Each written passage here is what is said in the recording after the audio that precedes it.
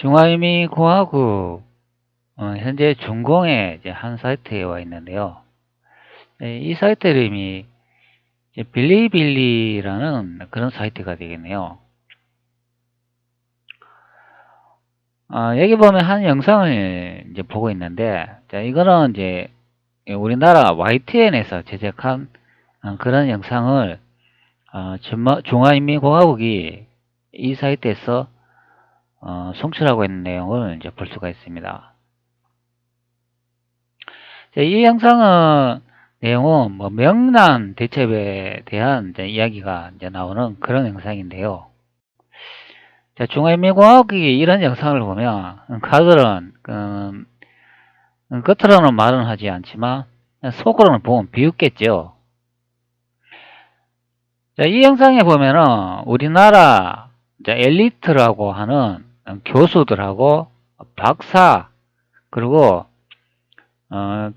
YTN에서 제작한 여러 이제 우리나라 지도층들이 이제 만든 영상이겠죠. 자, 그 사람들이 이제 명란 대첩을 이제 설명을 하고 있고, 명란 해협에서 울돌목이라는 지역에서 이제 유물이 이제 발견되어 있는 그런 많은 다양한 이야기를 하고 있습니다. 자, 이 영상을 보면 제가 앞전에 제작해가지고 올린 이제 영상의 내용과 같이 발견된 유물도 설명해주고, 자, 명란 대첩에 대한 여러 가지 실전 문헌 기록으로도 이제 설명을 하고 있는데요. 우리나라 엘리트라고 하는 박사들이나 교수들이 나와가지고 우리나라 명랑 대첩이 이제 전라도 남쪽에서 이제 발생했고 그것이 진도 지역이고 울돌목에서 발생했다고 이제 얘기를 많이 합니다. 자, 이 영상을 계속 제가 보고 있으니까 과연 이 사람들이 많이 배운 박사인지 그리고 교수인지가 의심 가는 그런 내용이 되겠습니다. 바로 우리나라 이제 현실을 이제 보고 있는데요. 이런 문해들이 이제 우리나라 역사를 거짓말로 이런 영상에 등장해가지고 대외에 이제 퍼뜨리는 경우가 되겠습니다. 참 안타깝죠. 그런 거 보면은.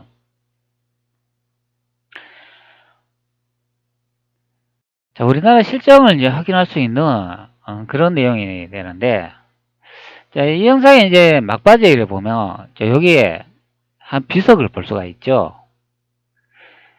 사실 이 비석이 오래됐는지 안 됐는지는 이 비석이 표면에 그 굴곡된 형태나 그리고 비나 눈이나 풍향에 돌도 이제 썩는데요. 그 오래된 흔적을 보면은 이 비석이 오래됐는지 근래에 만들어져 있는지 그것을 알 수 있는 그런 판단을 할 수 있습니다.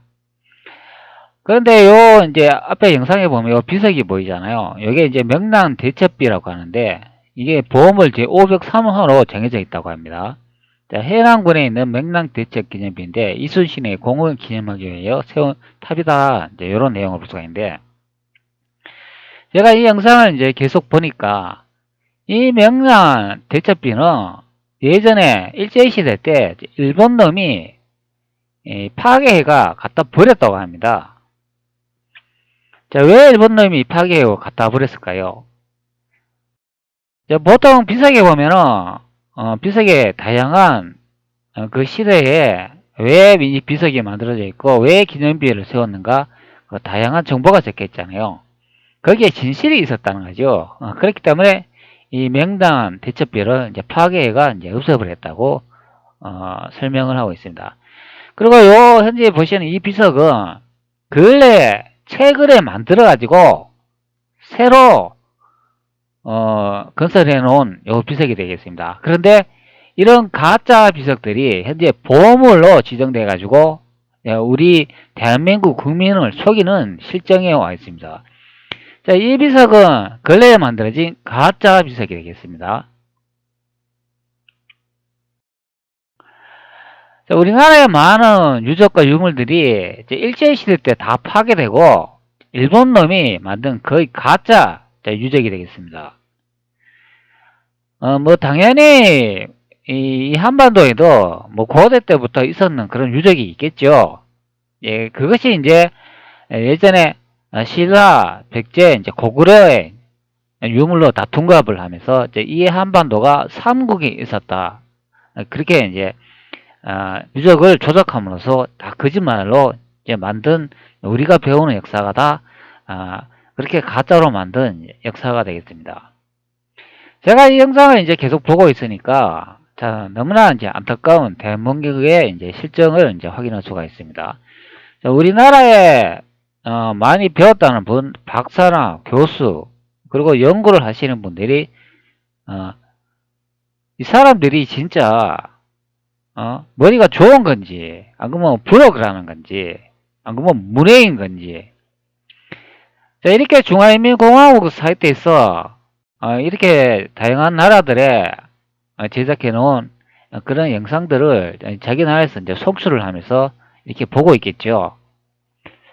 과연 이런 가짜 중화인민공화국이 우리의 중국인을 행사하면서 이런 영상을 보고 있는데 과연 이들은 무슨 생각을 하는지 참 궁금합니다. 제가 이것은 이제 YTN에서 직접 녹화할 수도 있었는데 중화인민공화국의 이런 사이트가 있는데 여기서도 이렇게 다양한 영상을 이제 보고 있다는 것을 이제 보여주기 위함이 되겠습니다. 자, 명강대첩은 한반도에서 벌어진 게 아니고 중국 대륙에서 벌어졌는데 차후에 이제 가짜 역사를 조작함으로써 이제 대한민국에서 이제 벌어진 것처럼 그렇게 만든 그런 역사 조작이 되겠습니다. 자, 유물로도 확인할 수가 있죠.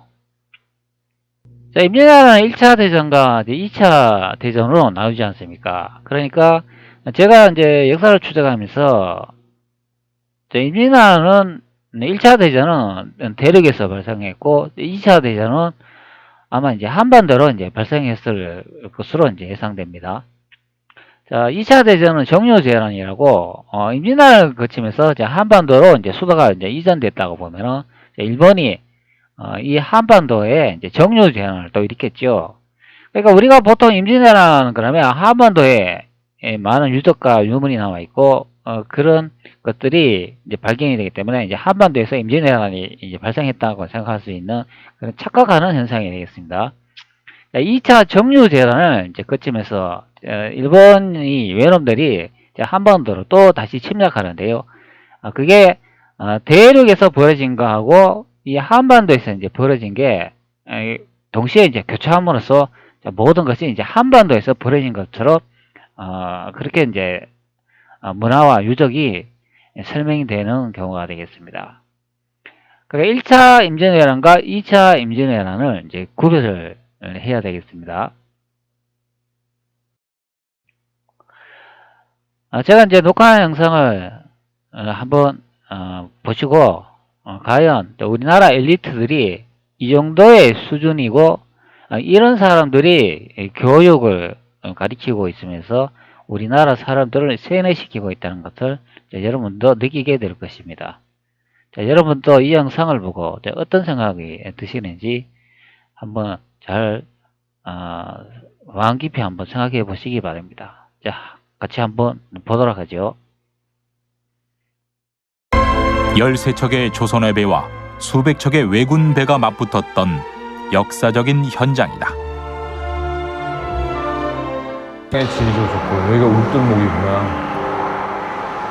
울돌목 해오리 가치는 바로 바다 안의 모습입니다. 그런데요, 당시 이 울돌목으로 인해서 아군의 배 13척으로 이순신 장군은 적게로는 133척에서 많게로는 300척, 500척을 대파했다는 기록이 남아 있습니다. 근데 중요한 건요, 이 거친 물결, 이 휘몰아치는 울돌목 아래 우리의 숨겨진 역사의 기록이 남겨져 있다는 것입니다. 420년 전 전쟁 명량 대첩은 여전히 우리의 자긍심으로 남았다. 13척의 배로 왜군을 물리쳤던 선조들의 지혜와 용맹에 우리 민족이 어려움에 처했을 때 다시 한번 명량대첩에서 용기를 얻고 새 길을 찾기도 한다.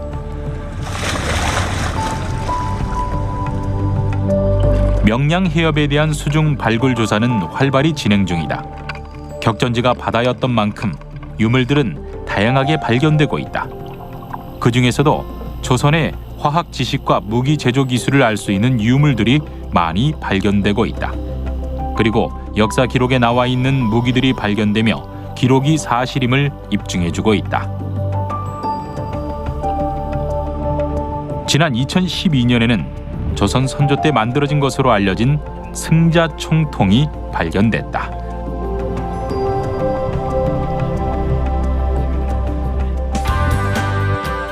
승자총통은 총구에서 화약과 실탄을 장전하고 손으로 약선에 불씨를 점화 발사하는 유통식 화기다. 그러나 임진왜란 때에는 왜군의 조총 때문에 위력을 잃은 비운의 무기다.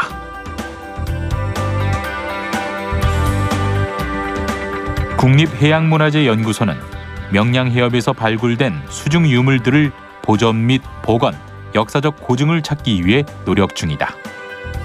2012년 발굴된 소소승자총통, 이것은 명량대첩에서 사용한 것으로 추정되는 개인용 총통이다. 진도 명량대첩로 해역에서는 지금 2012년도부터 발굴이 시작됐습니다. 그래서 작년 2016년까지 총 4차에 걸쳐서 발굴이 진행이 되었고요. 지금까지 총 790여 점의 유물들이 발굴이 되었습니다. 그 중에서 그 무기류, 임진왜란에서 사용을 했을 것으로 추정되는 유물들은요, 크게 소소승자 총통이라고 하는 총통 석정, 그리고 그 돌포탄을 뜻하는 그 석환이라고 하는 유물이 총 6점이 출수가 되었고요.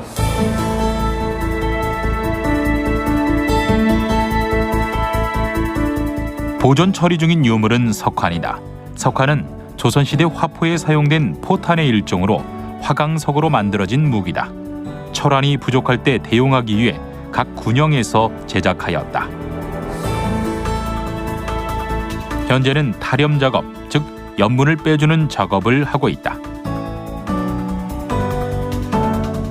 오랫동안 바닷속에 있던 유물의 부식을 막기 위한 과정이다. 이 유물 같은 경우는 이제 돌로 만들어진 석환인데, 지금 이 유물에 이런 해양 생물들이 부착되어 있어서 이런 부착되어 있는 해양 생물들을 제거를 해주고 이렇게 건조랑 강화의 그런 과정들을 거치게 됩니다. 명량해협에서 발굴된 새로운 유물, 바로 노기다. 노기는 쇠뇌의 방화쇠 부분을 뜻한다. 쇠뇌는 활보다 멀리 쏠 수 있는 장거리 공격용 무기다. 활 시위를 손으로 당겨 쓰는 일반 활보다 발달된 무기다. 일반 궁수를 양성시키기 위해서는 장기간의 훈련이 필요한 것과는 달리 쇠뇌를 쏘는 궁수는 간단한 조작 훈련만으로도 병사로서의 역할을 충분히 수행할 수 있었다. 급하게 재건된 조선 수군에 쇠뇌는 중요한 무기였을 것이다.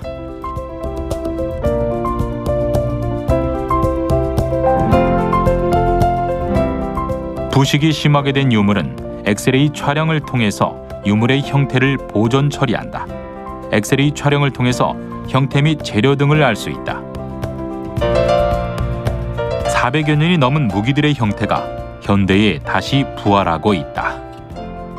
주조품 같은 경우에는 부식이 심하게 되면은 아예 가루로 돼서 없어지거든요. 그래서 좀 더 강화 처리를 하는 부분이나 보관할 때 유의해야 하는 점들이 있기 때문에 저희가 엑스레이를 통해서 제작 방법을 확인하고 그다음에 이제 보관 방법에 대해서 체크를 하고 있습니다. 기본적으로 모든 유물들이 바다의 침수가 되게 되면 지속적으로 시간이 지나면서 퇴적이 되게 된다. 갯벌 안에 묻혀있는 유물들은 거의 100% 온전한 상태를 유지해서 후대에도 발굴이 되는 경우가 많다. 울돌목은 해류가 빨라 퇴적 작용이 활발하게 일어나는 지역, 명량대첩의 흔적, 무기들이 그대로의 형태로 발굴되고 있다. 지금까지 여러 수중 유적에서 발굴을 진행을 해오고 있는데요. 이 해역 같은 경우는 굉장히 특이한 게 과거 명량해전이 벌어졌던 것으로 추정되는 울돌목과 굉장히 가까운 곳에 위치를 하고 있거든요. 이런 임진왜란사와도 또 연결을 시킬 수 있을 것이고요. 또 무기사와도 굉장히 연결을 시킬 수가 있는 부분이기 때문에 이러한 부분들이 굉장히 중요한 자료를 제공해 줄 것으로 기대하고 있습니다.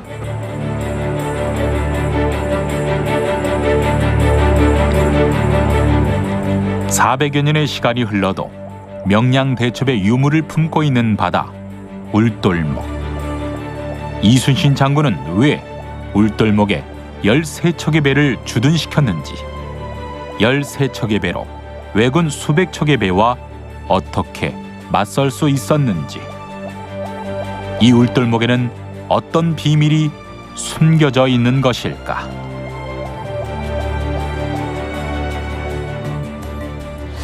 이곳 바다를 보면요, 특징이 그냥 물이 흘러가는 게 아니라 한 곳에서 뱅글뱅글 돕니다. 야, 거침없이 그런데 바로 이곳이 중요한 역사의 한 현장입니다. 야, 안녕하세요. 반갑습니다. 여기가 바로 울돌목입니다. 아, 여기가 울돌목이에요? 네, 울면서 도는 바다의 길목이라 울돌목이고요. 네. 울명돌량 명량대첩이죠. 우리 이순신 장군이 13척의 배로 133척의 외선을 대승이 있었던 기적의 장소입니다.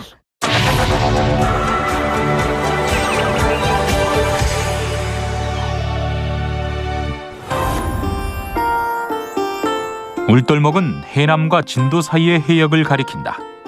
해남에서 서해로 진출할 수 있는 주요한 길목이기도 하다. 그리고 험한 물살로도 지금까지 유명한 곳이다. 울돌목은 지형적인 면에서 북서쪽으로는 정등해와 목포로 연결되는 시야에, 그리고 남쪽으로는 마로해로 연결되는 길목에 마치 깔때기 모양의 좁은 수로입니다. 네, 그래서 물이 들어가는 입구에 비해 수로의 폭이 좁기 때문에 입구에 들어오는 많은 양의 물을 이 수로로 통과시키기 위해서 물살이 빨라지게 되는 겁니다. 울돌목의 지형은 바다지만 매우 좁다. 일명 협수로. 넓은 남해의 바닷물이 서해로 흐르는 형태인데 바닷물이 한꺼번에 좁은 곳으로 흘러서 물살은 매우 빠르다. 물살의 속도는 1시간이면 20km 이상을 떠내려갈 수 있을 만큼 빠르다. 그리고 물이 흐르면서 소리를 내는데 꼭 사람이 우는 소리처럼 구슬프다.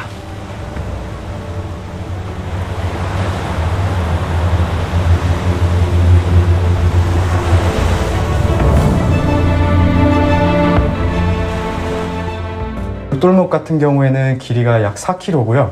그다음에 가장 좁은 폭은 300m, 그리고 수심이 가장 깊은 곳은 20m로 해저 지형이 아주 불규칙한 협소로라고 할 수 있습니다. 이 때문에 빠르게 흐르는 물이 해저 바닥이나 해안가의 바위 등과 부딪혀서 요란한 소리가 나게 되는데요. 이것 때문에 옛 분들은 이제 바다 울음소리라고 표현을 하신 것 같습니다. 좁고 유속이 빠르며 불규칙한 지형 때문에 울돌목의 조류차는 매우 크다. 그래서 수심이 낮은 지형에서는 소용돌이 형태의 조류가 발생하는 것이다. 소용돌이 형태가 수심 낮은 곳곳에서 일어난다. 그런데 진도대교 절반 정도가 저수심 지역이다. 그래서 지금도 이 지역을 피해 뱃길이 조성되어 있다. 좁은 폭 4km의 긴 길이, 그리고 해저는 울퉁불퉁하게 형성되어 있는 울돌목. 명량대첩 당일 진도 앞바다는 북서 방향으로 흐르는 밀물대를 맞는다.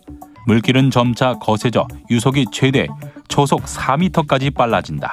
그리고 썰물대로 바뀌면 물길이 바뀌고 유속도 변화한다. 명량해전은 전쟁할 그 해전을 벌리는 장소를 이순신이 택했는데 바로 그 물길이 좁아져 가지고 그 적들이 마음대로 움직일 수 없는 그 길목을 찾아 지켰다는 거.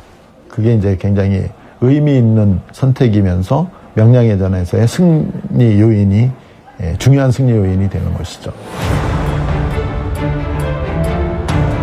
명량대첩 당일 조류는 총 3번이 바뀐다. 첫 번째 조류는 북서 방향으로 들어오는 상황. 두 번째는 유속이 약해진 상황. 이때 조류는 낙조류로 바뀌어서 우리 함대에 유리하게 조류가 형성된 것이다. 이순신 장군과 우리 수군은 울돌목에 조류를 읽고 있었다. 조류에 맞춰서 공격과 방어를 했다. 첫 번째 단계는 이순신 장군이 대장선만이 일본 함대와 홀로 맞서고 있는 상황인데요. 네, 이때 조류는 창조류로 북서 방향으로 들어오는 상황입니다. 네, 이제 두 번째 단계는 대장선이 일본 군선이 이제 포위되고 우리 군 전선 두 척이 일본군에 반격을 하는 상황인데요. 이때 조류는 아직 창조류지만 유속이 약해지고 있는 상황입니다. 네, 세 번째 단계는 이순신 함대의 모든 배가 총 공격을 하는 상황이고요. 이때 조류는 낙조류로 바뀌어서 우리 함대에 유리한 상황으로서 적선 수십 척을 이제 부수고 적들이 후퇴하는 상황입니다.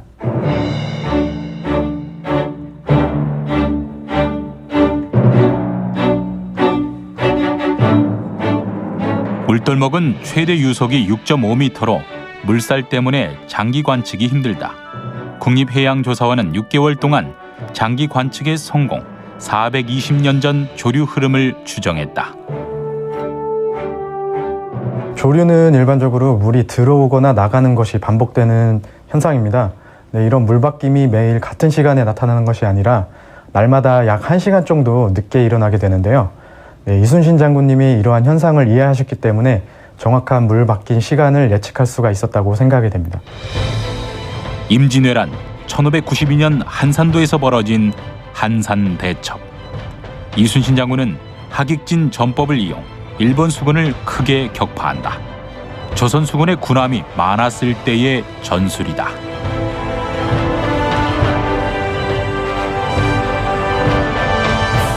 하지만 명량대첩에서의 조선 수군 군함은 고작 13척.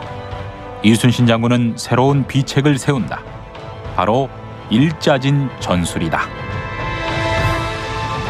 명량에서는 이순신 장군께서 기존에 사용하던 하객진을 버리고 그 수적인 열세, 배의 수적인 열세를 만회하기 위해서 일자진을 핍니다. 그래서 배를 일렬로 늘어놓고요.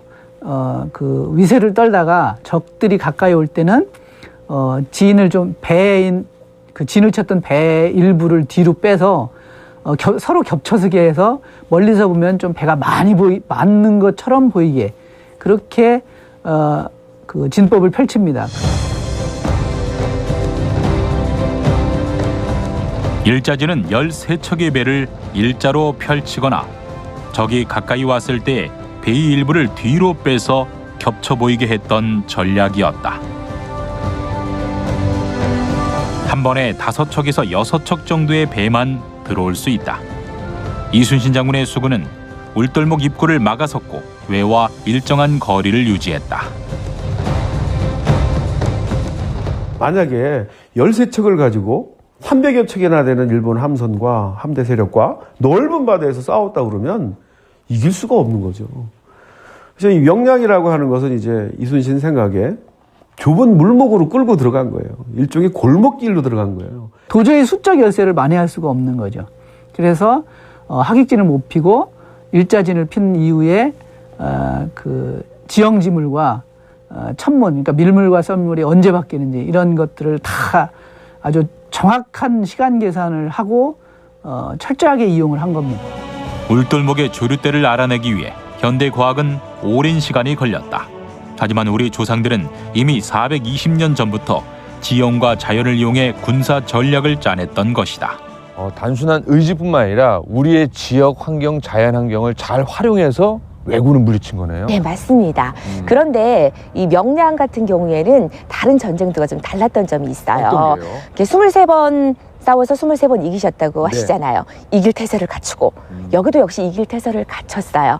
그러나 여기에서 정작 싸움이 벌어졌을 때는 그냥 난전, 필사즉생, 필생즉사. 죽고자 하는 그런 마음으로 싸울 수밖에 없었던 난전이었어요. 그 배경에는 울돌목의 거친 물살, 그리고 이순신 장군의 지혜, 그리고 이곳에서 활동했던 수많은 민초들의 나라 사랑하는 마음이 있었기 때문에 가능한 일이었다고 보면 될 것 같습니다. 금방 말씀하신 것처럼 이제 이순신 장군이야 뭐 워낙 유명하시죠. 네. 근데 우리 민초들 얘기를 하셨어요. 네. 민초들도 많이 참여했나요? 아, 그럼요. 기록에 보면은요. 충무공 부대를 자처하면서 해남 사람 마하수는 뭐 향선, 그러니까 지역의 어선들을 동원해서 저쪽 뒷바다에서 우리 수가 많은 것처럼 보였다라는 기록이 나오기도 하고요. 그리고 이쪽에 보이는 산, 곳곳에 망금산이라든가 청룡산, 옥매산 이런 데 여인네들이 손맛 잡고 남장을 해서 산허리를 돌면서 강강술래를 돌았다라는 이야기가 내려옵니다. 아무래도 이 주변에 보이는 산들에서 많은 피난민들이 정말 가슴 졸이면서 이순신 장군을 응원하지 않았을까 싶습니다.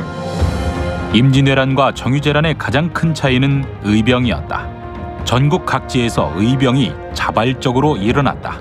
죽음을 두려워하지 않고 살고자 하지 않았다. 정유재란의 승리 이유는 민초들의 힘도 크게 작용했다. 명량대첩 또한 지역의 어선들로 이순신 장군을 뒷받침하고 있었다. 우리는 명량해전을 그분의 일기를 통해서 알 수 있습니다. 그분의 장계는 없습니다. 장계가 일부 인용된 선조실록의 기록은 존재하지만은 한산대첩 같은 경우는 장계가 존재를 하거든요. 그래서 한산대첩 때 이순신 장군이 이렇게 싸웠구나라는 게 한눈에 다 들어옵니다. 보고서가 있기 때문에. 근데 명량대첩 장계는 지금 없어졌어요. 명량해전다 일기를 읽어보시면은 그분이 맨 앞에서 싸움을 합니다.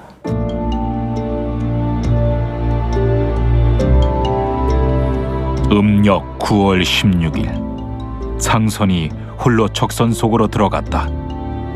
배 위의 사람들이 서로를 돌아보며 파랗게 질려 있었다. 나는 적이 비록 천척이라도 감히 우리 배는 바로 치지 못할 것이다. 절대로 불안에 떨지 말라. 힘을 다해 적을 쏘아라. 명량대첩의 모든 일은 난중일기가 전하고 있다. 그리고 그 속에 이순신의 리더십이 빛난다. 명량대첩은 승리로 끝났다. 자연과 과학 그리고 민초들, 정말 중요했던 죽고자 목숨을 내놓았던 이순신 장군의 힘으로 13척의 배로 기적을 만들어냈다. 이 승리를 기념하기 위해 1688년 숙종 14년에 명량대첩비가 건립되었다. 이 명량대첩비는요, 이순신 장군의 명량대첩의 승리를 기념하기 위해서 세워졌는데요. 안타까운 거는 일제강점기 때 일본의 민족문화 말살 정책으로 버려졌다고 합니다. 그리고 1950년대 이 지역 유지들에 의해서 다시 건립이 됐는데요. 우리나라의 역사, 또 안타까운 역사를 말해주는 정말 비운의 비라고 할 수 있습니다. 다시 제자리를 찾은 명량대첩비. 정유재란과 일제강점기, 일본은 끊임없이 조선을 괴롭혔다. 그러나 우리는 계속 싸워 이겨냈다. 그리고 이 명량대첩비 속 역사에 고스란히 담겼다.